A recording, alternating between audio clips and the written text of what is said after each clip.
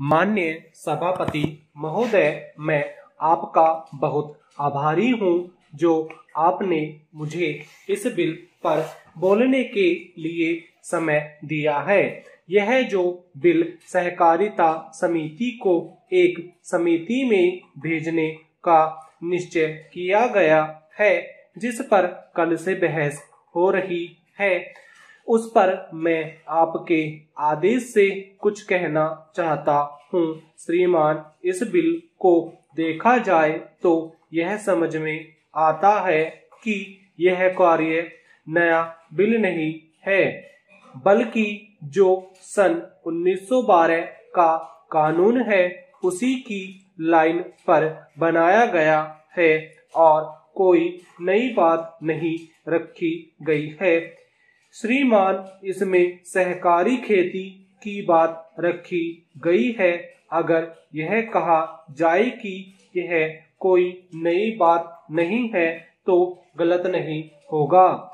जहां तक सहकारी खेती का संबंध है तो उसकी तरफ जनता और विशेषकर किसानों का बिल्कुल कोई झुकाव नहीं है और उनका झुकाव न होने के कारण उन्होंने उसे इस सीमा तक नहीं अपनाया जितना सरकार को आशा थी।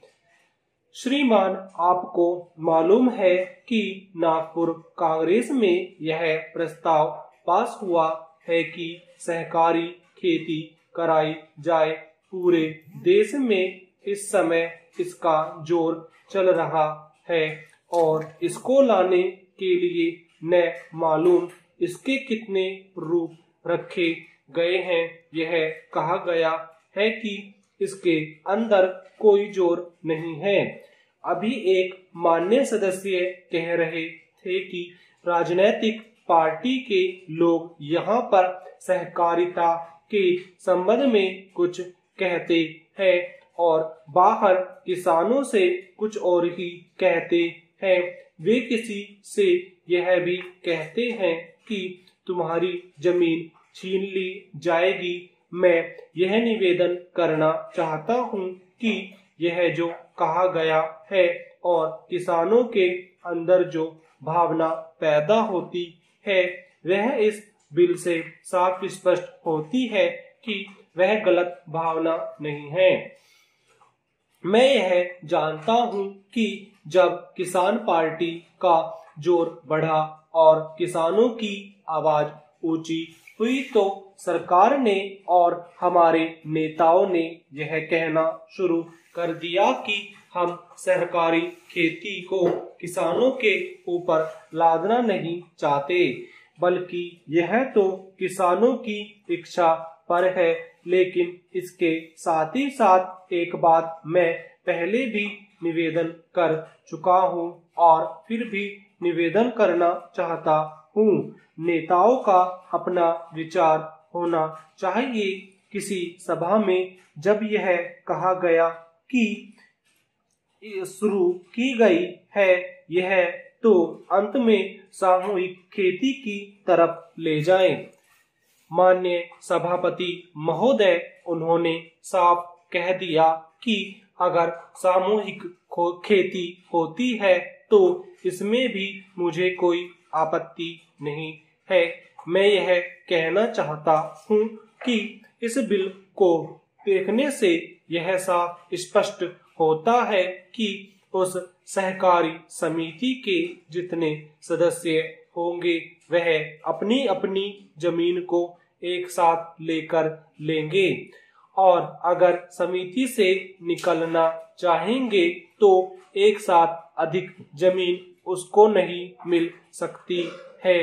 इस बिल के संबंध में इस सदन के सरकारी दल वाले लोगों ने और विरोधी दल के लोगों ने बहुत सी बातें कही हैं। जैसा कि यह बिल है, इसको अभी समिति के सामने विचार के लिए जाना है और वहां से विचार होने के बाद यह इस सदन के सामने फिर से विचार के लिए पेश किया जाएगा। तब मान्य सदस्यों को पूरी तरह से यह अधिकार होगा कि जहाँ तक इसमें दी गई बातों का संबंध है उसमें परिवर्तन ला सकते हैं या उसको हटा सकते हैं। कल से जो बातें हो रही हैं वह सब नोट की गई हैं और मैंने बहुत सी बातों को सुना है। इस समिति में उन सब बातों पर विचार किया जाएगा। बहुत से मान्य सदस्यों ने इस तरह की बातें कही हैं और वह बहुत आवश्यक मालूम हुई है और जैसा कि मैंने कहा है उन पर विचार किया जाएगा। जहाँ तक सहकारिता का संबंध है, चाहे सरकारी दल वाले मान्य सदस्य हों चाहे विरोधी दल वाले मान्य सदस्य हों, सबकी यह मांग है कि जब हम जनता के राज में विश्वास करते हैं और अपने यहाँ जनता का राज स्थापित कर लिया है और जबकि देश में गरीबी है और उसका गलत लाभ भी उठाया जाता है, तब सहकारिता की बहुत आवश्यकता है। इसको रोकने की आवश्यकता है, यह सभी लोगों की राय है। जहां तक इस सहकारी बिल का संबंध है, बहुत से मान्य सदस्यों ने बहुत सी बातें इसके संबंध में कही हैं। मैं सब बातों का विवरण में तो उत्तर नहीं दे सकता हूँ, लेकिन मैं थोड़े से विशेष बातों का उत्तर देने का प्रयत्न करूँगा।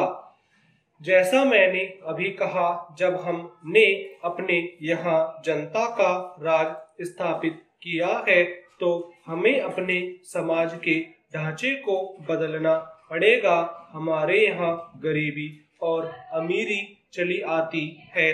हमारे देश में एक गहरी खाई चली आती है और आज भी समाज में गलत लाभ उठाया जाता है।